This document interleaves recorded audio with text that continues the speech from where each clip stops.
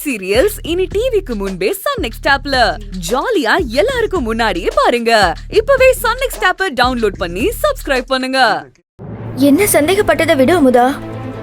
வல்லவன் அண்ணன் சந்தேகம் எல்லாம் முழுக்க முழுக்க ஓ மேலதான். என் மேல சந்தேகம்னா அதை நிரூபிக்க அண்ணன் கிட்ட ஆதாரம் இருக்கா? புனிதாக்கா நம்பிட்டா அதை விட வேற என்ன ஆதாரம் வேணும்? இதை விட இன்னொரு முக்கியமான விஷயத்த அண்ணனும் புனிதாக்காவும் பேசிட்டு இருந்தாங்க. இந்த குடும்பத்துக்கு ஏதோ பெரிய ஆபத்து இருக்காம். அப்புறம் புனிதாக்கா தான் அந்த ஆபத்துல இருந்து நம்மள காப்பாத்த போறாங்களாம். இது நல்லா இருக்கே. என்ன ஆபத்தாம்? அது எனக்கு தெரியல. எங்க அண்ணன் கேட்கும்போது கூட ஏதோ சொல்ல வந்த புனிதாக்கா அது அப்படியே மழுப்பிட்டாங்க. எனக்கு என்னவோ ரொம்ப பயமா இருக்கு. பயமா? எதுக்கு?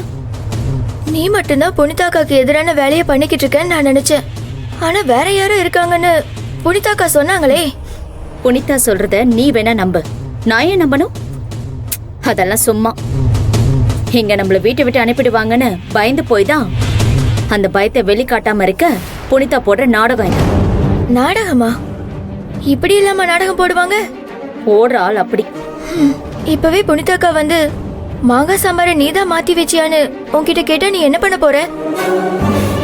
நான் ஒண்ணும் பண்ண மாட்டேன். அமுதா, புனிதாக்காவை நினைச்சு உனக்கு பயம் எதுவும் இல்லையா?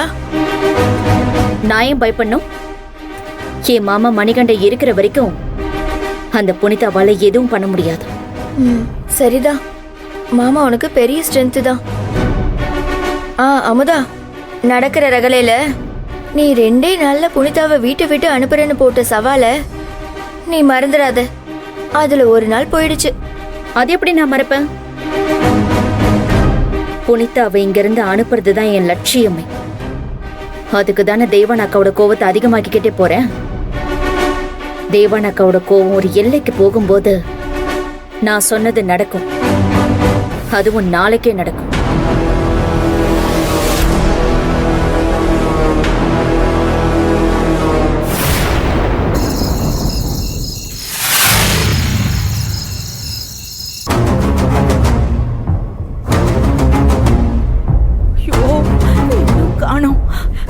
புனிதா, இவ்ளோ நேரம் ஆச்சு. ஹாஸ்பிட்டல் போனவங்களை இன்னும் காணோம். இன்னும் எவ்வளவு நேரம் ஆகும்னு தெரியலையேம்மா. அத்தை, நீங்க பதட்டப்படாதீங்க. அதான் டாக்டர் 2 நாள்ல சரியாயிடுன்னு சொல்லிருக்காங்கல்ல. ஆமா அத்தை, அதான் அமுதா சொல்றாள்ல சரியாயிடும்னு. அவ சொன்னா சரியாதான் தான் இருக்கும். நீங்க கவலைப்படாதீங்க. நாம வேணா அம்மா, நான் வேணா சரவணனுக்கு ஃபோன் பண்ணி கேக்கட்டா? நீ சரவணனுக்கு ஃபோன் பண்ணு.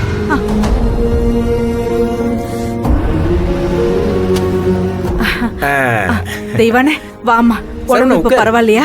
என்ன ஹாஸ்பிட்டல்ல ரொம்ப கூட்டமா இருந்ததா? அதான் லேட் ஆயிடுச்சா? டாக்டர் என்ன சொன்னாங்க? இப்ப பரவாயில்லையாமா? டாக்டர் வேற என்ன சொல்ல போறாங்க? நீ சாப்பாடு விஷயத்துல ரொம்ப கவனமா இருக்கணுமா. குழந்தை பெத்த பச்சை உடம்புக்காரிக்கு என்னென்ன சாப்பாடு கொடுக்கணும், என்னென்ன சாப்பாடு கொடுக்க கூடாதுன்னு தெரிஞ்சு சாப்பாடு கொடுக்கணுமா.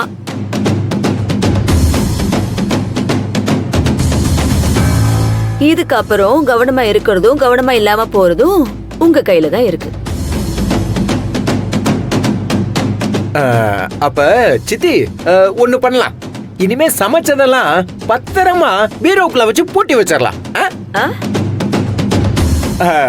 இல்ல சித்தி, எதுக்காக சொல்றேன்னா, புனிதாக்கு வச்ச சாம்பார்ல போட்ட மாங்காய் கால் முளைச்சு அப்படியே தெய்வானைக்கு வச்ச சாம்பார்ல குதிச்சு தொபக்கடின்னு விழுந்துச்சு இல்லையா? அதனால சொல்ல வந்தேன், வேற ஒண்ணு இல்ல. நீங்க தப்பா எடுத்துக்காதீங்க. அப்புறம் பேசாம இருங்க கொஞ்சம். நீ கொஞ்சம் சும்மா இரு புனிதா. உனக்கு நிறைய விஷயங்கள் புரிய மாட்டேங்குது.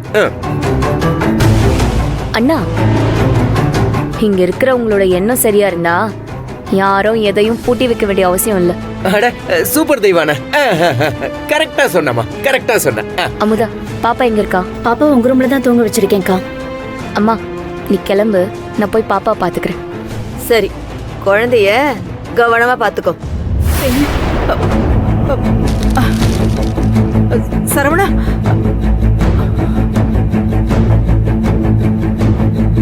என்ன புனிதா, இவங்க நம்மள புரிஞ்சுக்கவே மாட்டாங்களா? ஐயோப்பா, என்னால முடியல, தலை வலிக்குதுடா. நான் மாத்திரை போடல அதான். யாழினி, அத்தை. எனக்கு கொஞ்சம் சுடு தண்ணி எடுத்துட்டு வரியா? சரிங்க அத்தை. நீங்க வாங்கம்மா.